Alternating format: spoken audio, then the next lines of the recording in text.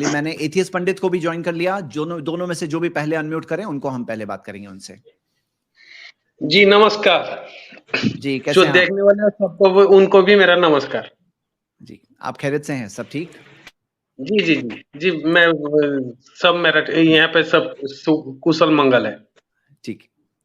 तो जी मोहम्मद सल्लल्लाहु अलैहि वसल्लम द आइडियल के टॉपिक पे आज ओपन डिस्कशन है और आपसे ये ओपन वेलकम कर रहे हैं हम आपको कि कोई भी आप डिस्कशन करने में कोई भी सवाल कोई भी बात आप पूछना चाहते हैं कहना चाहते हैं तो आज उसी चीज का मौका है। जी जी जी जी जी मेरा आप सबसे एक ही सवाल है, ये जी जायज ख्वाहिश क्या है और नाजायज ख्वाहिश क्या है, इसके ऊपर मेरे को थोड़ा आप रोशनी डालोगे? ठीक। जी शेख सरफराज। जैद भाई मैं ये मालूम करना चाह रहा हूँ कि टॉपिक से हमारा टॉपिक जो है वो अल्लाह के नबी सल्लल्लाहु अलैहि वसल्लम की शख्सियत, हाँ, इससे कनेक्ट करना होगा पंडित जी आपको। टॉपिक से कनेक्ट क्या है आपको उसके ताल्लुक? जी, टॉपिक से जी कनेक्शन क्या है इसका? जी जी ये जायज ख्वाहिश क्या है, नाजायज ख्वाहिश क्या है, मतलब ये अगर आप डिफाइन करोगे तो कनेक्शन ऑटोमेटिक निकल आएगा।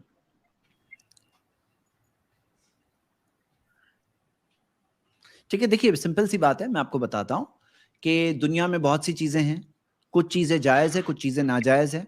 लोग अलग अलग क्राइटेरिया से तय करते हैं कि क्या जायज है क्या नाजायज है। कुछ लोग सोचते हैं ज्यादा लोग जो करते हैं वो जायज है। इस्लाम ने वो चीज नहीं कही। इस्लाम ने बताया कि हमारा क्रिएटर बेटर जानता है। कुरान की आयत है सूरह मुल्क की सूरह 67 आयत नंबर 14, अला यालमु मन खलक, क्या जिसने बनाया वो नहीं जानेगा?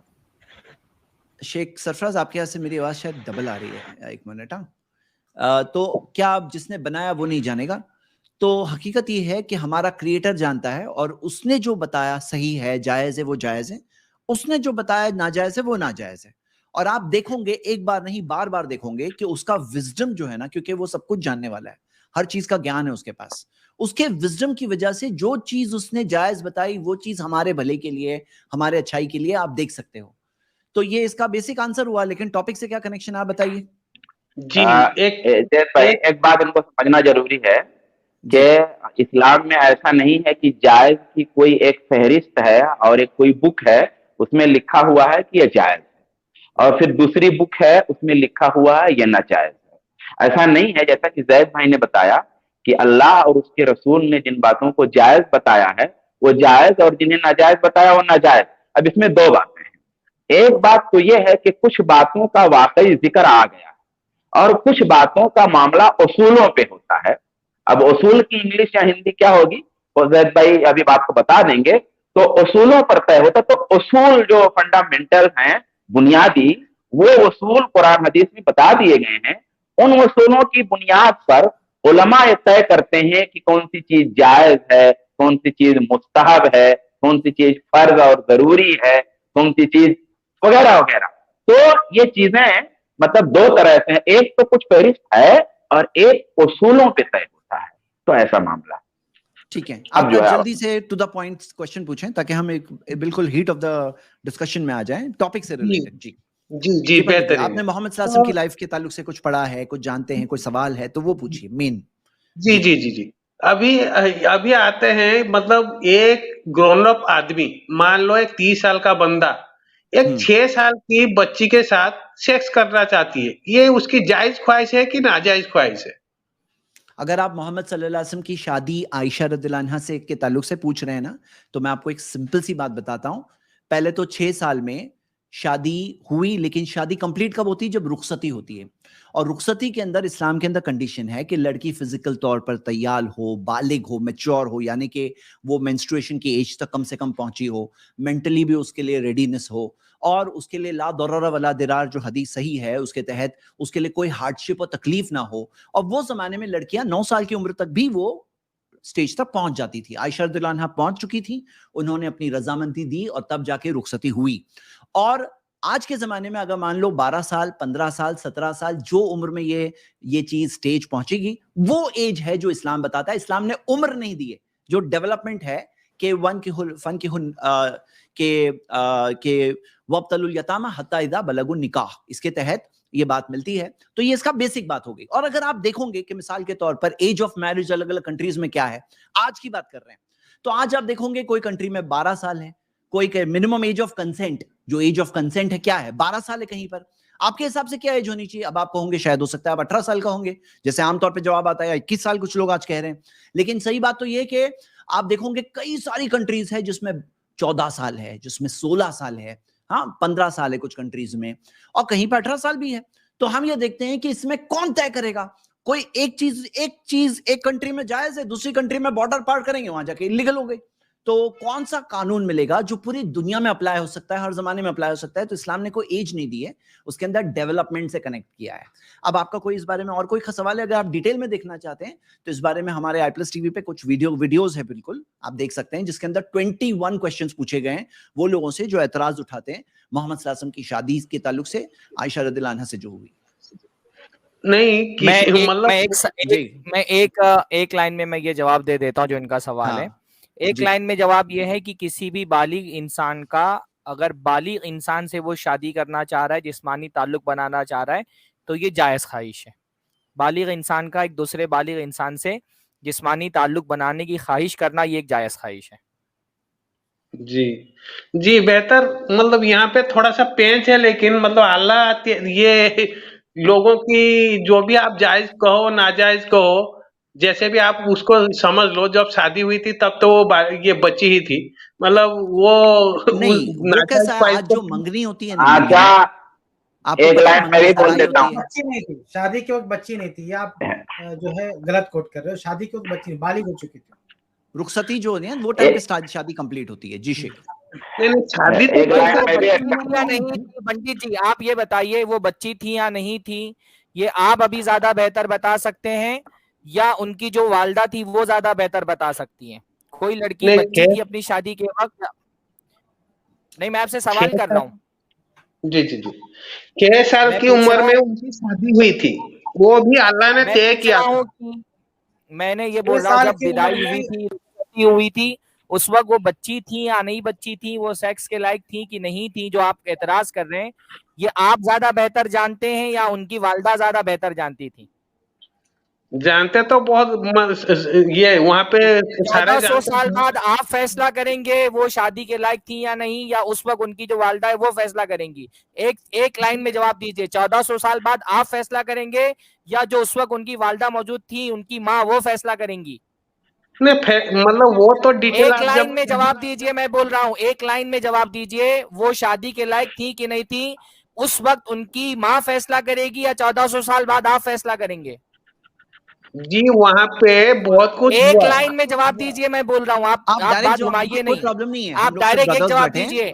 मैं सवाल क्या कर रहा हूँ, वो शादी के लायक थी कि नहीं थी, 1400 साल बाद आप फैसला करेंगे या जब शादी हुई थी उस वक्त उनकी माँ फैसला करेगी कि वो शादी के लायक है कि नहीं? लगता है आप करेंगे तो बोलिए, आपको लगता है वो जमाने दो में से दो ऑप्शन दिया है मैंने, दो में से एक ऑप्शन। ऑप्शन ए, उनकी माँ फैसला करेंगी उस वक्त वो शादी के लायक है कि नहीं। ऑप्शन बी, 1400 साल बाद आप फैसला करेंगे वो शादी के लायक थी कि नहीं।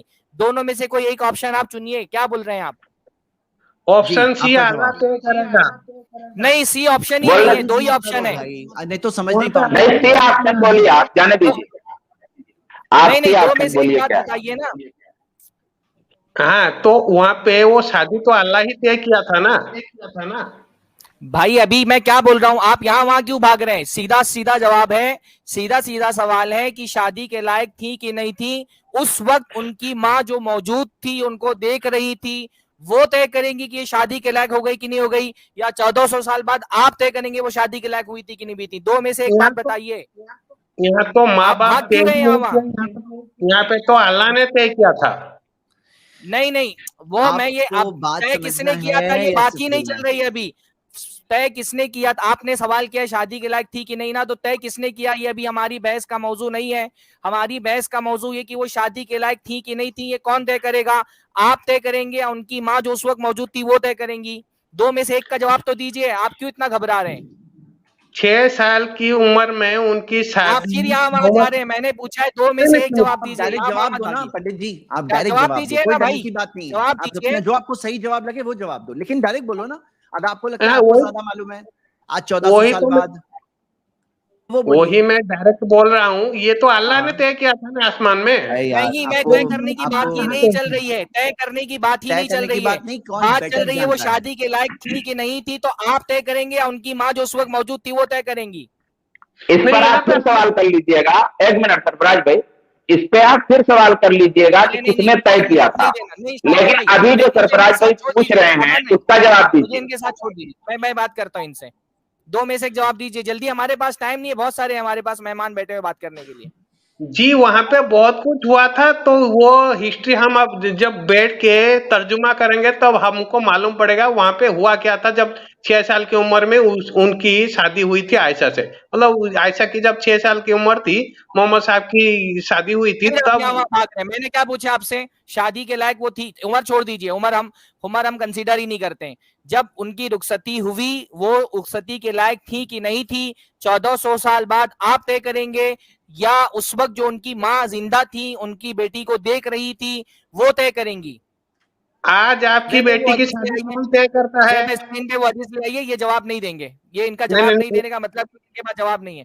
देखो कैसा है जी, जब उनकी रुखसती हुई, उनकी वो खुद कह रही हैं कि मेरी निकाह के बाद मेरी वालदा ने मुझे ऐसा खाना खिलाया ताकि मैं रुखसती के लायक हो जाऊं, तो वालदा ने खाना खिलाया, वालदा ने तय किया कि वो रुखसती के लायक हो गई हैं। माँ लड़की को सबसे ज्यादा करीब से जानती है, जब माँ ये समझ रही है कि लड़की रुखसती के लायक हो गई, बाप समझ रहा है लड़की रुखसती के लायक हो गई है, शौहर समझ रहा है लड़की रुखसती के लायक हो गई है। देखिए अल्फाज है हदीस के, सही बुखारी के, फसमिन तो अलैहि कासन समन, अल्लाह कह रहे हैं कि हजरत आयशा फरमा रही हैं कि जब मेरी वालदा ने ये चाहा कि मैं अल्लाह के नबी के पास जाऊं, मेरी रुखसती हो, तो मुझको अतअमतनी, मुझको ऐसे खाने खिलाए जिसके जरिए से मैं इस लायक हो जाऊं कि अल्लाह के नबी सल्लल्लाहु अलैहि वसल्लम के साथ जा सकूं, मेरी रुखसती हो सके। फसमिन तो मुझ पर गोश्त चढ़ गया, मैं मोटी हो गई और अच्छी खासी मोटी हो गई। तो बाकायदा माँ ने डाइट इस तरह की कराई कि वो शादी के लायक हो जाएं, अल्लाह के नबी सल्लल्लाहु अलैहि वसल्लम के पास चली जाएं, और जब माँ ने ये समझ लिया कि शादी के लायक हो गई, उस वक्त अल्लाह के नबी के पास भेजा। साफ साफ बात यह है कि 1400 साल बाद आपको एतराज करने का कोई हक नहीं पहुंचता। जब उनके जमाने में ना उनकी माँ ने एतराज किया, माँ दिख रही कि लड़की शादी के लायक हो गई, उनके जमाने के जो सोसाइटी थी उसने एतराज नहीं किया क्योंकि वहां कोई प्रॉब्लम की बात नहीं थी। इवन जो उनके दुश्मन है उन्होंने भी कोई एतराज नहीं किया। तो 1400 साल बाद आपके पास एतराज करने का कोई रास्ता नहीं बचता। मेरे ख्याल से ये जवाब काफी है, क्योंकि आप जवाब नहीं दे रहे तो लोगों को समझ में आ गया कि आपके पास जवाब क्या नहीं है। अब देखो चाइना में 14 इयर्स एज ऑफ कंसेंट है, 14 साल, हाँ, और एज ऑफ मैरिज 20 साल है। तो ये दो अलग अलग उम्र क्यों है, जरा सोचिए। 12 साल है फिलीपींस में, हाँ, अंटिल 2022। अंगोला में 12 साल अभी भी है। 13 साल है जापान में। जापान ज्यादा जानता है, आप ज्यादा जानते हैं पंडित जी। जापान में एज ऑफ कंसेंट 13 साल है। चाइना 14 साल है, और 32 कंट्रीज है, 32 कंट्रीज, यूरोप की बहुत सारी कंट्रीज उसमें, जर्मनी है, इटली है, पोर्चुगल है, हंगरी है। 15 साल कई कंट्रीज में, फ्रांस में 16 साल कई कंट्रीज में, यूएसए में, हाँ, तो कहीं 18 साल भी है। जैसे अभी 18 साल को भी 21 साल बनाने की बात हो रही है इंडिया में, हाँ। तो यहाँ पे क्या है ना कि ये चीज जो आप बोल रहे हो ना जायज है, एक कंट्री में जायज है, बॉर्डर क्रॉस करो ना जायज बन गया। तो इस्लाम ने क्या दिया, डेवलपमेंट के ऊपर डिपेंड किया कि डेवलपमेंट जो होता है ना बॉडी का। ये पंडित जी को जरा सा आप, पंडित जी को जरा सा आप दूसरे मजहब में भी जो शादी की उम्रें कितनी कितनी उम्र में हुई वो भी एक जरा सा दिखा दें। हम लोग उसमें भी देखते हैं कि दूसरे मजहबों में भी है, और इसके बारे में बहुत डिटेल्ड हमारे पास डॉक्यूमेंट्री वगैरह टाइप के वीडियो बने हुए। आज अमेरिका जैसी कंट्री में 10 से 14 साल की लड़कियां एक्स्ट्रा मैरिटल अफेयर्स करते हैं। बर्थ रेट आप देख रहे हैं, टीन एज प्रेगनेंसी, 10 साल की बच्ची, 14 साल की बच्ची, वो जायज है। 10 साल की बच्ची से 14 साल, 10 से 14 साल, हाँ। आप देख रहे हो कि सेक्सुअली ट्रांसमिटेड डिजीजेस हो रही है 10 से 14 साल को, ये उसकी स्टैटिस्टिक्स है। और कॉन्ट्रासेप्टिव यूज की स्टैटिस्टिक्स है लेस देन 14 इयर्स की एज में। और लो इनकम किड्स के बारे में क्या आता है, 12 साल उनकी एवरेज एज है, 12 साल एवरेज एज। कुछ होते हैं जो हम देखते हैं कि उससे ज्यादा में, कुछ बच्चे जो आप रिपोर्ट में पढ़िए, देखिए 8 या 9 साल में भी वो स्टार्ट करते हैं। अमेरिका की आज की बात है, ये लो इनकम किड्स की बात है, लेकिन हो रहा है ये। तो इस्लाम ने कहा नहीं, एज के ऊपर नहीं है, ये क्या है, सब इसके ऊपर है। अभी अगर एज की बात करें तो कुछ लोग तो लॉबिंग कर रहे हैं कि 25 साल बना दी जाए मिनिमम एज फॉर मैरिज, 27 साल मर्दों के लिए कर दी जाए। तो इसके लिए तो नो एंडिंग है। इसके लिए बात क्या है कि आपको कुछ तय करना होगा, कुछ रूल्स, हाँ। और अगर आप कुछ मोरालिटी के फेवर में है कि इलीगल रिलेशंस ना हो और लीगल तौर पे हो, तो आप देखोगे कि ये चीज के अंदर इस्लाम ने जो सिस्टम दिया कि फिजिकल डेवलपमेंट के ऊपर है, उसके फिजिकल डेवलपमेंट वो केपेबल है और कोई प्रॉब्लम नहीं है। आप जरिए देखोगे उस जमाने में आयशा रज़ियल्लाहु अन्हा को मुबारकबादियां दी जा रही है, पूरी जिंदगी में उन्होंने कभी कंप्लेन नहीं किया, मोहम्मद सल्लल्लाहु अलैहि वसल्लम के इंतकाल के बाद कभी कंप्लेन नहीं किया। हाँ, उनकी मदर को प्रॉब्लम नहीं है। तो सारी बातें सोचने के लिए, चलो आई थिंक हम लोगों ने काफी डिस्कस कर लिया है। आप बाकी और डिटेल्स के लिए हमारे वो वीडियोस को देख लीजिए पंडित जी। हाँ, थैंक यू फॉर कमिंग। और कोई और सवाल आपको, या ऐसा करते हैं ज्यादा गए, एक सवाल क्विकली पूछिए, एकदम टू द पॉइंट को अच्छा सवाल पूछिए, तो हम लोग उसका जवाब देने में हमें बहुत इंटरेस्ट है। जी बेहतर, धन्यवाद जी। यहाँ पे आज की मैं अपना क्लोजिंग कमेंट थोड़ा देना चाहता हूँ। आज की डेट में लड़की खुद तय करती है वो किसके साथ सेक्स करेगी, किसके साथ नहीं। वहां पे मतलब माँ बाप या अल्लाह, पता नहीं कौन कौन, मतलब ये आप बेहतर जानते हो, वो तय कर देते हैं। खैर, आप इसके ऊपर थोड़ा सोचना जरूर। नहीं, इस्लाम में ऐसा नहीं है। सोचने की जरूरत नहीं, आज के सोचने की जरूरत है। कब सेक्स करेगी? झूठ बोल रहे हैं। कौन बोलता है कि लड़की तय करती है? लड़की की सबकी मर्जी से शादी हुई है, ये नहीं कि अल्लाह ताला ने सबकी मर्जी के खिलाफ शादी। भाई इस्लाम में ऐसा है ही नहीं। रूल आप बताइए सरफराज जी, आप बात करें तो अभी बताएं इस्लाम में शादी का रूल क्या है? नहीं, ये एतराज किस बात पे कर रही है? इनको एतराज किस बात ये कह रहे हैं? नहीं, इनका सवाल ये है। आप मत बोलिए, इनको बोलने दीजिए, इनको बोलने दीजिए। बोलिए पंडित जी बताइए। यहाँ पे पंडित जी के जहन में शायद कोई हदीस इन्होंने कहीं पढ़ी है कि अल्लाह ताला की तरफ से इशारा हुआ शादी का। अल्लाह ताला की तरफ से शादी का इशारा हुआ, कब शादी करना है, कब रुखसती करना है, ये अम्मा आयशा रज़ियल्लाहु अन्हा की फैमिली ने तय किया है। अल्लाह ताला ने थोड़ी ये तय किया कि इस उम्र में शादी करना। अल्लाह ताला की तरफ से एक इशारा हुआ है कि शादी होनी है, लेकिन कब शादी करना है, किस उम्र में शादी है, कब रुखसती करना, ये सारा मामला अम्मा आयशा रज़ियल्लाहु अन्हा की वालिदा ने तय किया, उनके वालिद ने तय किया, उनकी फैमिली ने तय किया।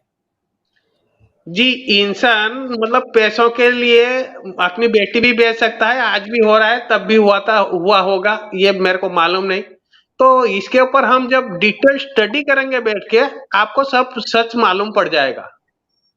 हम स्टडी कर चुके हैं, आपको कुछ पूछना है ना तो आप बोलिए।